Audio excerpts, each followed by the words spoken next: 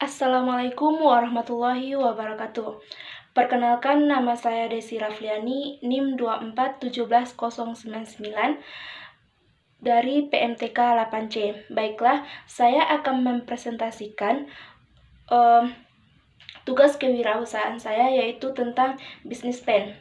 Nah, bisnis plan yang saya jalani di sini adalah sebuah bisnis, yaitu bisnis gorengan. Nah, di sini saya telah merancang sebuah peta konsep tentang bisnis plan saya. Yang pertama yaitu bisnis plan. Di dalam sini ada bab 1. Di bab 1 itu terdiri dari latar belakang. Nah, latar belakang dari bisnis plan di sini adalah jika kita lihat keadaan ekonomi Indonesia pada saat sekarang ini, jumlah pengangguran lebih tinggi daripada jumlah orang yang bekerja. Hal ini disebabkan karena sedikitnya tempat peluang kerja bagi masyarakat. Nah, peluang kerja yang ada di Indonesia tidak sebanding dengan jumlah masyarakat Indonesia yang kian hari makin bertambah. Nah, pada kesempatan kali ini, saya berinovasi untuk membuka sebuah peluang bisnis usaha, yaitu tentang mengenai sebuah kuliner atau makanan. Nah, di sini jika kita lihat dari peluang bisnis ini, mungkin lebih besar peluangnya untuk kita membukanya, karena semakin hari orang akan memakan makanan. Nah, maka akan banyak peluang dari bisnis ini untuk kita membukanya. Nah, di sini jika kita lihat 1 tahun terakhir ini, Indonesia mengalami kesulitan ekonomi. Bukan Indonesia saja, bahkan seluruh dunia merasakannya. Hal ini disebabkan karena adanya virus yang dapat menyebarkan penyakitnya dengan begitu mudah. Nah, virus itu disebut dengan COVID-19. Nah, untuk kesempatan kali ini, saya membuka peluang bisnis usaha di bidang kuliner. Nah, pada peluang bisnis usaha kuliner ini berbeda dengan peluang bisnis usaha pada umumnya. Nah, di sini kita kan disuruh untuk jaga jarak oleh pemerintah untuk memutus mata rantai penyebaran COVID-19.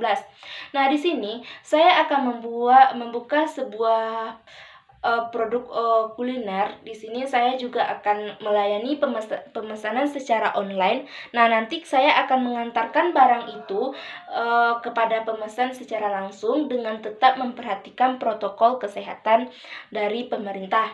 Nah, selanjutnya visi dan misi dari bisnis plan saya di sini. Yang pertama, visi dari bisnis plan di sini, saya menciptakan produk yang berkualitas dan makanan yang lezat dan enak. Nah, misinya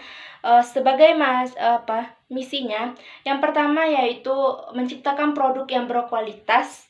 Yang kedua, menciptakan kenyamanan bagi konsumen. Yang ketiga, menciptakan layanan kepada konsumen dengan baik. Nah, selanjutnya yaitu ada tujuan dan manfaat dari bisnis plan di sini. Nah, yang pertama, sebagai mahasiswa itu melatih kewirausahaan kita sebagai mahasiswa, calon pekerja nantinya. Nah, yang kedua yaitu memberikan inovasi dan kreatif kita untuk berwirausaha. Yang ketiga yaitu melatih kita untuk mengatur waktu luang agar kita dapat memanfaatkan waktu sedemikian hingga. Nah, selanjutnya di dalam sini ada data perusahaan. Nah, data perusahaan di sini saya menamai sebuah perusahaan saya ini kan perusahaan kuliner. Nah, perusahaan kuliner yang saya jalani ini adalah berbentuk gorengan. Nah, gorengan ini saya namai dengan gorengan keluarga Cemara. Nah, mengapa saya memberi gorengan ini dengan gorengan keluarga Cemara? Nah, alasan saya yang pertama yaitu karena gorengan keluarga cemara ini kan gorengan keluarga bahagia istilahnya gitu. Nah, karena gorengan ini belum ada dijual di kampung saya, jika ingin membeli pun keluar masyarakat harus pergi ke pasar jauh dulu. Nah, itu saya berinovasi untuk membuka peluang bisnis di kampung saya, yaitu menjual gorengan. Nah, dan oleh sebab itu saya memberi gorengan ini dengan gorengan keluarga cemara. Nah, selanjutnya selain data perusahaan yang ada, yaitu data pemilik. Nah, data pemilik dari bisnis plan ini adalah saya sendiri, Desi Rafliani, dan tempat tanggal lahir Cibadak Lilin 12 Juni 1998. Nah, alamat dalam bisnis plan ini adalah Jorong Cibadak Lilin, Nagari Tigo Balai, Kecamatan Matur, Kabupaten Agam. Nah, selanjutnya lanjut kepada rancangan bisnis plan selanjutnya, yaitu ada aspek pasar dan pemasaran. Nah, yang pertama kita masuk kepada aspek pasar.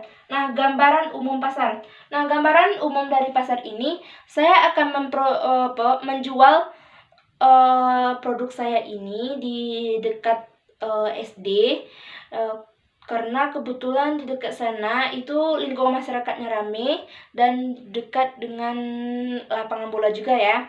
Bisa saya menjual produk makanan ini dari pagi sampai sore. Nah, selanjutnya ada jenis produk. Nah, jenis produk yang saya pasarkan itu berupa kuliner, yaitu gorengan. Yang ketiga yaitu pesaing. Nah, untuk saat ini mungkin belum ada pesaing yang akan menyaingi produk saya, karena produk ini tidak ada di kampung saya. Nah, selanjutnya yaitu ada sasaran pembeli. Nah, sasaran pembeli dari produk saya ini, gorengan, yaitu anak-anak sekolah, remaja, dan ibu rumah tangga. Selanjutnya yang kedua ada yang selanjutnya yaitu ada strategi STP. Nah, strategi STP ini ada mencangkup seperti demokratif. Nah, untuk produk saya ini semua orang, khususnya umur anak yang berusia 7 tahun ke atas dapat memproduksinya, bahkan anak yang 5 tahun pun dapat memproduksinya, karena produk gorengan ini tidak mengandung gorengan minyak terlalu banyak. Nah, selanjutnya sehingga aman digunakan oleh anak kecil. Nah, selanjutnya ada jenis kelamin. Nah, jenis kelamin, produk gorengan ini juga bebas dikonsumsi oleh kelamin manapun, semua kelamin. Nah, yang ketiga yaitu ada target. Nah, target dari produk saya ini adalah anak SD atau anak sekolahan. Yang kedua yaitu masyarakat seperti ibu rumah tangga atau remaja-remaja yang memain voli di lapangan bola, atau remaja yang memain bola. Soalnya di lapangan bola itu juga ada lapangan voli di sebelahnya. Nah, selanjutnya yaitu yang kedua, aspek pemasaran. Nah, aspek pemasaran ini ada promosi. Nah, promosi yang dapat saya lakukan di sini yaitu saya mempromosikan produk saya ini melalui media sosial. Nah, jika kita lihat sekarang masyarakat tidak jauh dari media sosial. Nah, saya akan mempromosikan produk saya ini melalui media sosial seperti IG atau WA. Nah, selanjutnya yaitu adalah langkah-langkah dalam promosi. Nah, mungkin langkah-langkah dalam promosi ini saya akan memberikan pengantaran langsung ke alamat pemesanan dengan cara misalnya gorengan ini akan saya jual 1000 per buahnya. Maka jika pembeli membeli gorengan saya 10 buah, maka saya akan mengantarnya ke alamat tujuan pemesanan tersebut. Itu salah satu cara untuk saya mempromosikan produk saya. Nah, selanjutnya ada analisis SWOT. Nah, dalam analisis SWOT ini yang pertama ada kekuatan dan kelemahan. Nah, Kekuatan dari produk yang saya jalani ini, yang pertama akan menciptakan rasa yang enak dan bervariasi dari gorengan lainnya. Terkhusus pada gorengan tahu isi, nanti saya akan mengisinya bukan mie saja, yang kebanyakan kan kalau orang memproduksikan menjual gorengan itu kalau tahu isi kan mie saja. Kalau di sini saya juga mengisinya dengan sayur-sayuran seperti potongan wortel, potongan kentang, dan potongan, nanti saya juga akan menambah potongan sosis.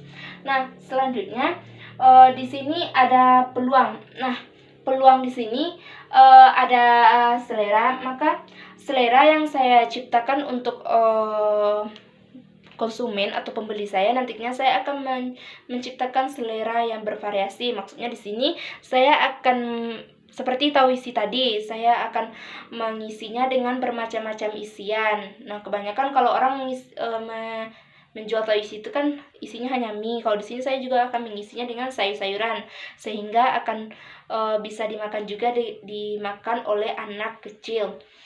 Nah, selanjutnya dalam peluang usaha ini juga ada ancaman dalam usaha yang akan saya buat. Contohnya seperti adanya masyarakat lain yang berinovasi untuk membuka usaha gorengan ini yang lebih bervariasi dengan daripada gorengan saya sendiri.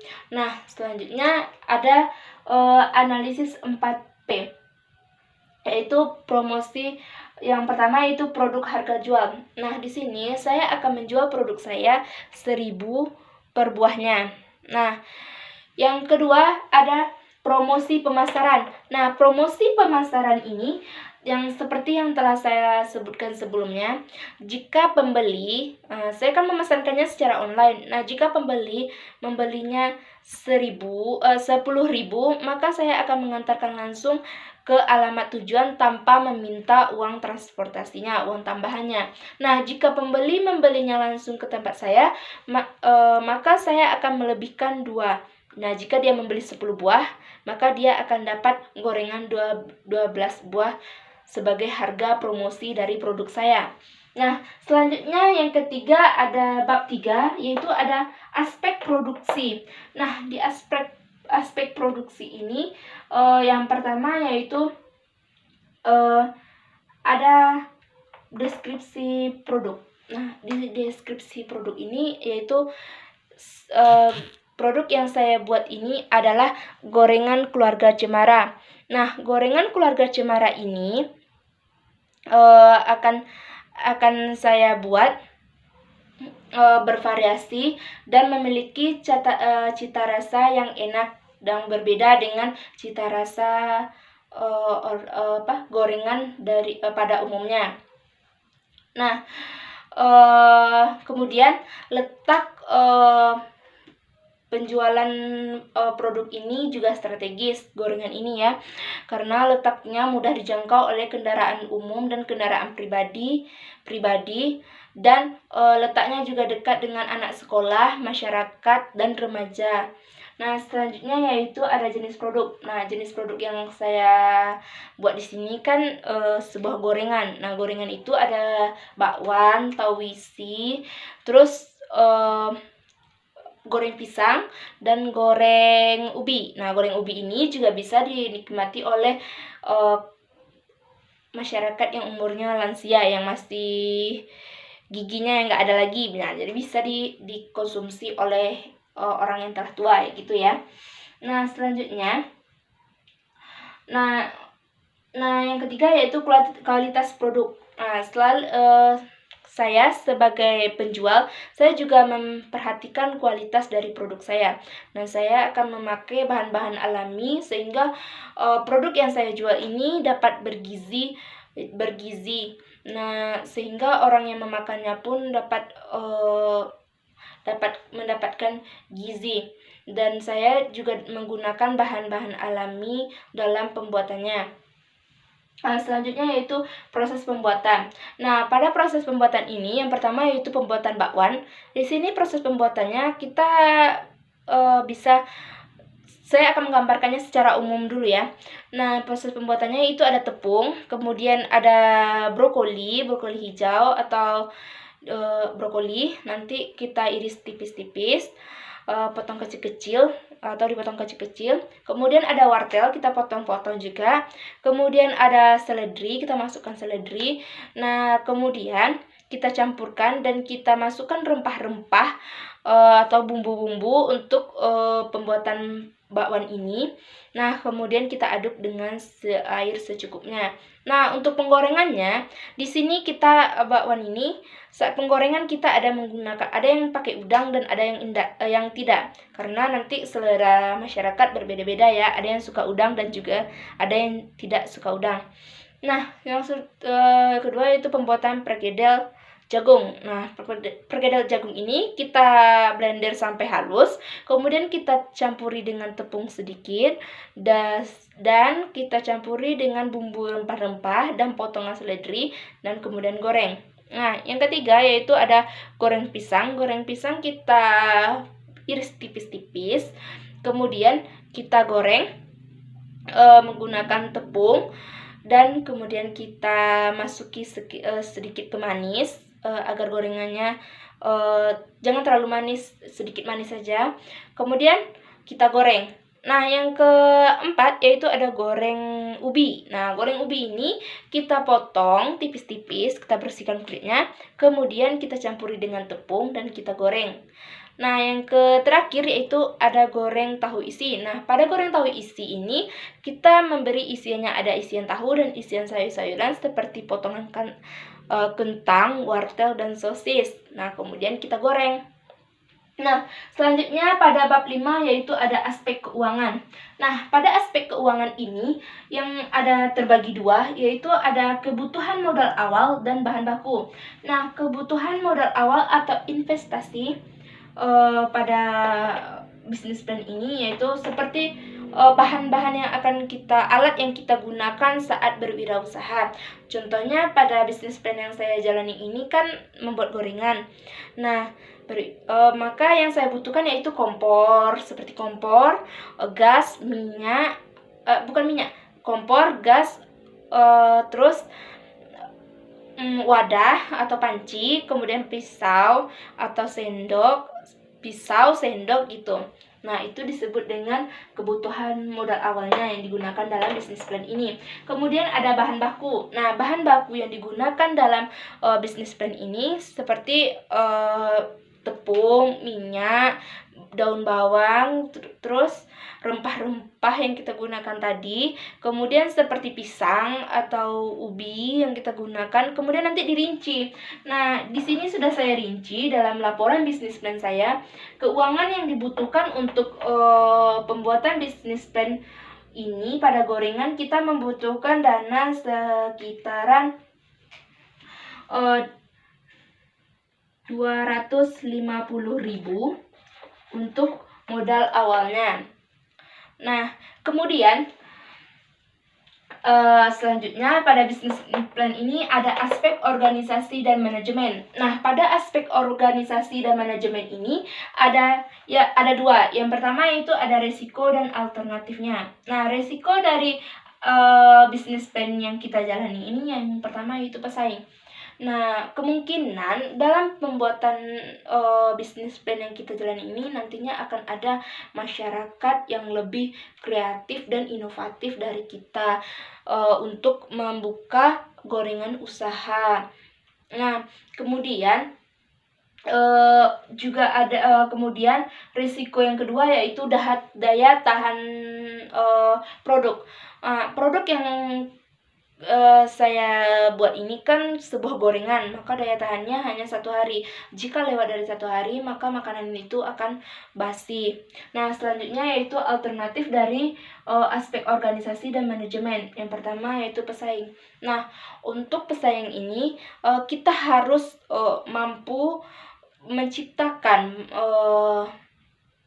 produk yang lebih kreatif dari masyarakat yang menjual gorengan sebelumnya. Nah, sehingga para pembeli juga tertarik untuk membeli gorengan kita. Dan kita juga mementingkan rasa yang kita rasa untuk pembuatan gorengan ini, sehingga rasa yang ada pada gorengan kita ini berbeda dengan rasa gorengan yang ada pada orang lain. Nah, selanjutnya yaitu daya tahan produk. Nah, untuk mengatasi daya tahan produk ini, kita menjual gorengan ini hanya misalnya kita kira-kirakan berapa sih produk yang bisa laku dalam seharinya. Jangan kita memborongnya secara misalnya kayak pembuatan bakwan itu sekilo tepung. Nanti kita buat dan penjualan hari ini kita buat 2 kilo tepung. Ternyata produk pembuatan 2 kilo tepung bakwan ini tidak laku terjual satu harinya, maka akan terbuang sia-sia produk kita. Untuk itu kita batasi penjualan produk pada pada hari ini. Misalnya pembuatan bakwan 1 kilo tepung, kemudian pembuatan goreng ubi sekitar 5 kiloan ubi yang kira-kiranya habislah untuk sehari ini. Nah, selanjutnya yaitu pada bisnis plan ini ada kesimpulan dan saran. Kesimpulan dari proposal bisnis plan saya ini adalah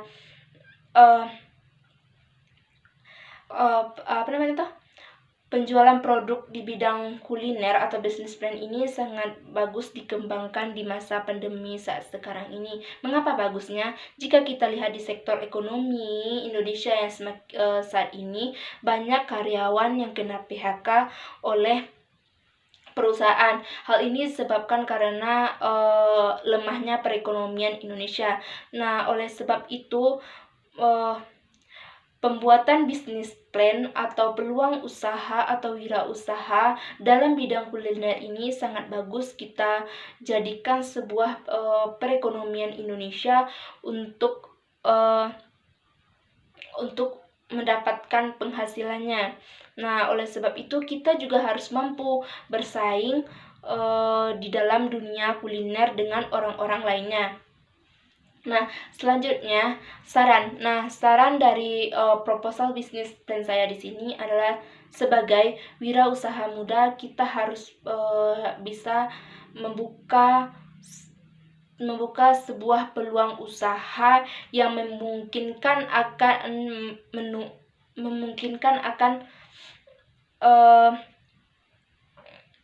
membangkitkan perekonomian Indonesia. Dan oleh sebab itu sebagai mahasiswa kita hendaknya dapat membuka usaha yang dapat membantu perekonomian kita juga dan perekonomian Indonesia. Nah, selain berwirausaha, kita juga harus tetap mematuhi protokol kesehatan agar terhindar dari COVID-19 seperti yang sedang heboh-hebohnya di negeri kita saat sekarang ini. Nah, kemudian saran saya yang ketiga yaitu dalam membuka bisnis plan ini atau berwirausaha ini hendaknya ditekuni dalam diri kita, jangan hanya sebagai main-mainan saja. Hendaknya kita geluti gitu, dan kita geluti supaya bisnis usaha yang kita buka ini dapat berkembang tidak hanya di daerah kita tapi juga di daerah-daerah lainnya. Nah, sekian presentasi dari proposal bisnis plan saya. Jika ada salah dan janggalnya saya dalam mempresentasikannya, saya mohon maaf. Assalamualaikum warahmatullahi wabarakatuh.